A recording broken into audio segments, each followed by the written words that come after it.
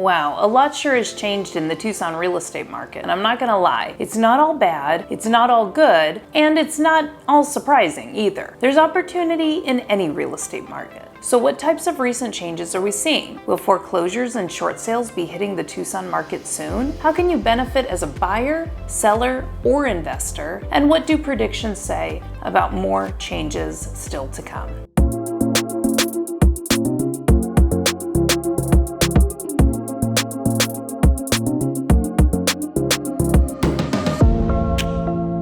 Hey everyone, it's Kimberly, your go-to real estate agent in Tucson, Arizona, and today we're back with a real estate update for everything that's going on here in Q3 of 2022. For more Tucson and real estate content, don't forget to hit all the subscribe and like and other buttons to follow along with our videos. We have over 100 videos on this channel about things to do and see and know about the city, my hometown, and of course, when you're ready to buy or sell a home in this new real estate market, please reach out to me. All my contact information is in the description below each video on this channel. Now, before we get into current real estate market stats and predictions, let's briefly summarize what's been going on in Tucson up until now. For the last several years, everyone knows it's been a super hot seller's market. Interest rates have been historically low, hovering in the 2 and 3%, which means that more people can afford to purchase. Retirees and buyers who can now work remotely have been relocating to Tucson due to its weather, sunshine mountains, sunsets,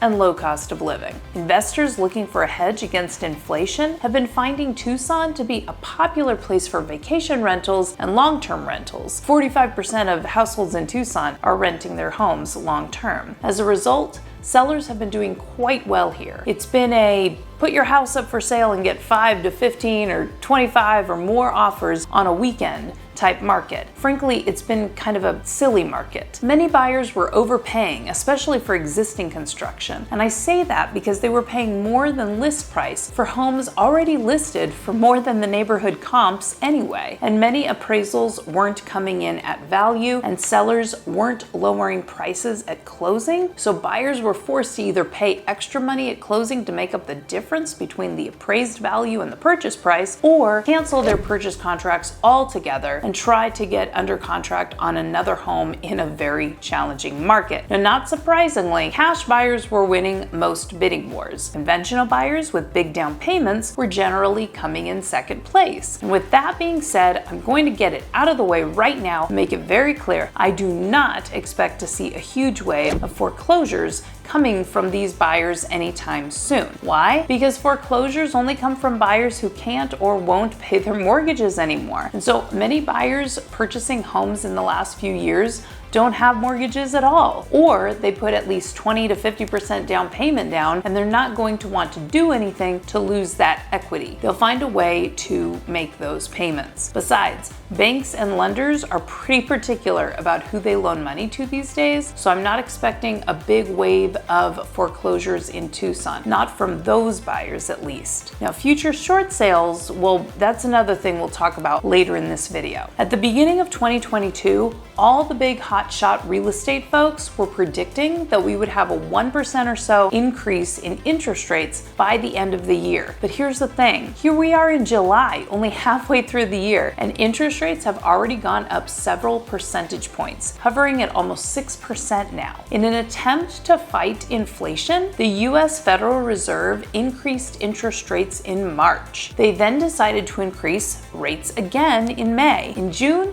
they increased them once again, the largest hike the US had seen since 1994. And there are predictions that they will go up again this month as well. I've had some people in the real estate market tell me they might go up to 7% or maybe even 9% by the end of this year. And of course, these are just predictions, but that's what people are speculating. This means some buyers can't afford the monthly payments that they could have gotten if they'd purchased a home 6 months ago. So some buyers are getting bumped into a lower price range.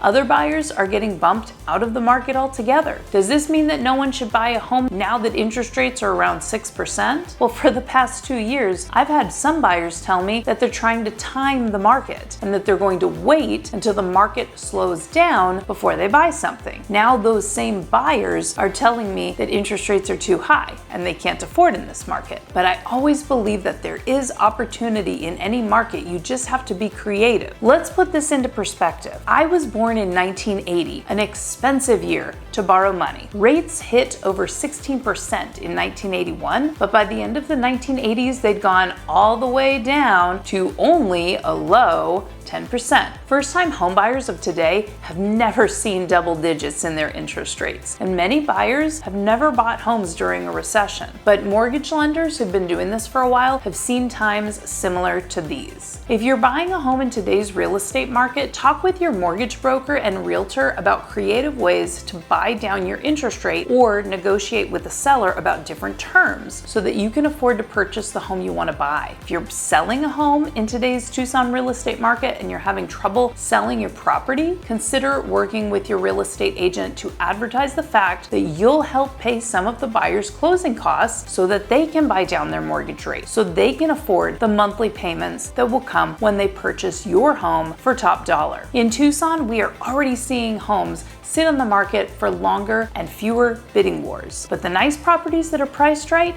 are still selling fast, and some still have multiple offers. Don't freak out if you have a unique property for sale and it hasn't sold in a week or two. We're getting back into a normal market now where buyers aren't rushing into purchases, overbidding on houses, sight unseen due to desperation. Now we're seeing buyers take their time, shopping around, making sure the home that they make an offer on will really work for them. They're being more particular about the home and the offer, knowing that their interest rate will be higher, so their money needs to be well spent. My predictions for the Tucson market are that we're going to see fewer deals falling apart once they're under contract because buyers are more sure of their choices in the first place, so they're going to be less likely to back out of the transaction due to uncertainty, and homes will be more likely to appraise at value. We've been having a lot of appraisals come in low in the past few years because homes were priced above the comps, as I was mentioning earlier in the video. And if sellers wouldn't lower the price on those homes, the buyer was forced to come in with extra cash at closing to make up the difference between the appraised value and the purchase price. Now, buyers who couldn't afford the extra cash were forced to cancel the transaction due to those low appraisals. And I think we'll see less and less of that. New construction has slowed down a little bit as well. I have a feeling we might start to see special incentives for buying new construction. Maybe lower prices for a quick move-in spec home, maybe extra deals for using the preferred lenders, like maybe the lender and the company might start paying for you to lock in your rate today, which could save you money if rates go up by the time your home is complete. We've been having a labor and material shortage, but hopefully with less demand, houses will be built faster and might be a little bit less expensive. Will we see foreclosures and short sales in Tucson? Well, maybe, but like I said early in the video, it's almost certainly not going to be from the folks who bought homes in the last 2 years. Those people either paid cash or put way too much equity down when they bought their homes. They also got in when interest rates were low, so their monthly payments might be a little bit lower. Unless something terrible happens like illness or loss of job, they probably won't stop making payments, which would lead to foreclosure. And they probably have too much equity in their home to be forced into a short sale either. They probably won't be underwater on their homes to the point that they would lose money if they sold their homes today. But these past 2 and 3 years have been full of one group of people, the homeowners who did cash out refis. A cash out refinance replaces your current mortgage with a new, larger loan, paying you in cash the difference between the amount borrowed and what you owe on the home. You're getting a new home loan for more than you currently owe on your house. And the difference comes to you as cash at closing, which you can use to pay down other bills, fix up your home, etc. But now you have a larger loan with different terms. For the past few years, Tucson homeowners have been doing cash out refis left and right to get in on the lower interest rates and get some extra cash in the process. If they stay in the home a while and make their monthly payments, they should be fine. But what if they decide to sell in the next few years and can't sell for at least what they owe on the home? The market is slowing down after all, and homes aren't all selling for top dollar with multiple bidding wars in the first weekend these days like they were in the last few years. If the seller can't make a profit or at least break even on their sale, they might have to do a short sale. Meanwhile, the Department of Housing said that as of 2021, more than 33,000 mortgages are in forbearance and 83,000 are in delinquencies in Arizona, due in part part to homeowners who fell on hard times during the pandemic. Will those homeowners face foreclosures in the near future? Well, according to the Arizona Department of Housing, the Homeowner Assistance Fund program was set up to provide mortgage and utility assistance to Arizona homeowners who have experienced hardship due to the COVID-19 pandemic. Check out that website to learn more. I hope you've learned a little bit about Tucson's real estate market for Q3 in this video. It's a time of change. The change isn't always a bad thing. It just means that depending on who you are, you might have to make adjustments to your home purchases and sales. As I've said in this video, and I will continue to say this in other videos, there is always opportunity in any market. Surround yourself with good real estate agents and mortgage lenders and financial advisors who can help you sell your property or purchase your property for the best bang for the buck.